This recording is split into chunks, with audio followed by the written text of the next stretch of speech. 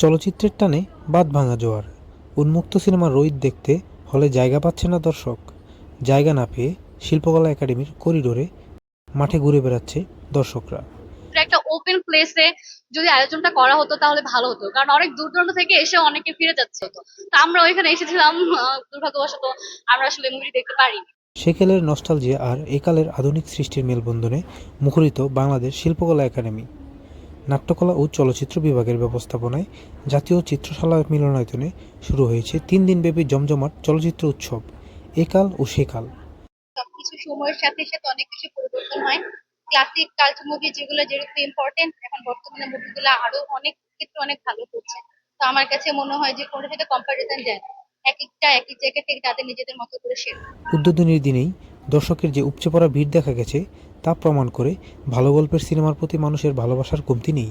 উৎসবের প্রথম দিনেই প্রদর্শিত হয় মেজবাহুর রহমান সুমনের আলোচিত চলচ্চিত্র রোহিত এবং বাংলা চলচ্চিত্রের ইতিহাসের মাইলফলক জহির রায়হানের কালজয়ী সৃষ্টি জীবন থেকে নেয়া। উন্মুক্ত এই প্রদর্শনীগুলোতে দর্শকের উপস্থিতি ছিল সত্যিই অভূতপূর্ব।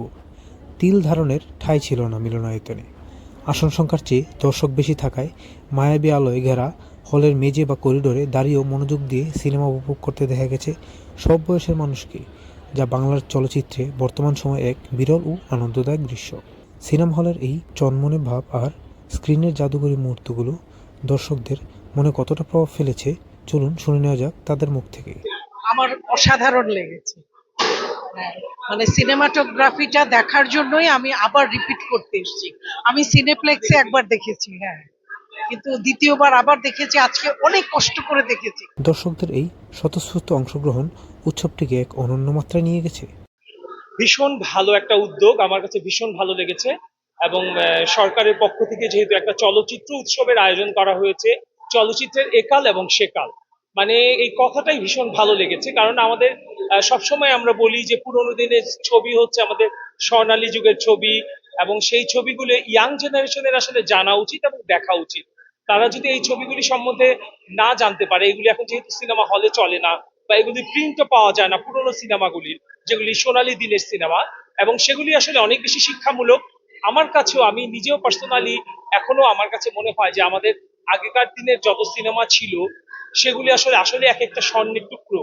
তো সেগুলি এই জেনারেশনকে পরিচয় করিয়ে দেয়া, সেই সিনেমাগুলি তাদেরকে দেখানোর যে ব্যবস্থা করা, এই জন্য আমি অবশ্যই এই আয়োজককে আমি অনেক অনেক বেশি আমার অন্তরের অন্তঃস্থল থেকে শুভেচ্ছা জানাই। এবং এই ধরনের আয়োজন আসলে কিছুদিন পরপরই করা উচিত বলে মনে করি। কারণ এখন আমাদের দেশের মুভিগুলো খুবই ভালো করা হচ্ছে, আগের তুলনায় আমাদের দেশের মুভিগুলোর মান খুবই উন্নত হচ্ছে। তো আমি বলবো যে সবারই এখন বাংলাদেশের মুভিগুলো দেখা উচিত। আর যদি এভাবে আয়োজনগুলো করা হয় সাধারণ জনগণের জন্য, সরকার যদি এরকম উদ্যোগ নেয়, তাহলে হচ্ছে জনগণ আর উৎসাহিত হবে মুভি দেখার জন্য। যেমন বাংলাদেশের মুভির প্রতি মানুষের কিন্তু একটা অনীহা চলে আসছে। তারা কিন্তু এখন বুঝতেছে না যে মানে মুভিগুলোর মান অনেক উন্নয়ন করা হয়েছে। তো যদি দেখে তাহলে আশা করি যে আরো দর্শক বাড়বে আমাদের বাংলাদেশের সিনেমাগুলো। 10ই আগস্ট উৎসবের দ্বিতীয় দিনে প্রদর্শিত হবে খান আতাউর রহমানের ধ্রুপদী চলচ্চিত্র আবার তোরা মানুষ হ এবং মোহাম্মদ নুরুজ্জামানের মাস্তুল। আর শেষ দিন অর্থাৎ 11ই আগস্ট পর্দায় আসবে আমজাদ হোসেনের 2 পয়সার আলতা এবং আকাশ হকের দ্য ইউনিভার্সিটি অব চানখারপুল। সোনালী অতীত আর সম্ভাবনাময় বর্তমানের মেলবন্ধনে তৈরি এই চলচ্চিত্রগুলো বড় পর্দায় উপভোগ করার সুবর্ণ সুযোগ হাতছাড়া না করতে চাইলে আপনিও সপরিবারে চলে আসুন জাতীয় চিত্রশালা মিলনায়তনে। আজ এ পর্যন্তই। আরও এরকম তথ্য জানতে আমাদের সাথে থাকুন একের টিভিতে।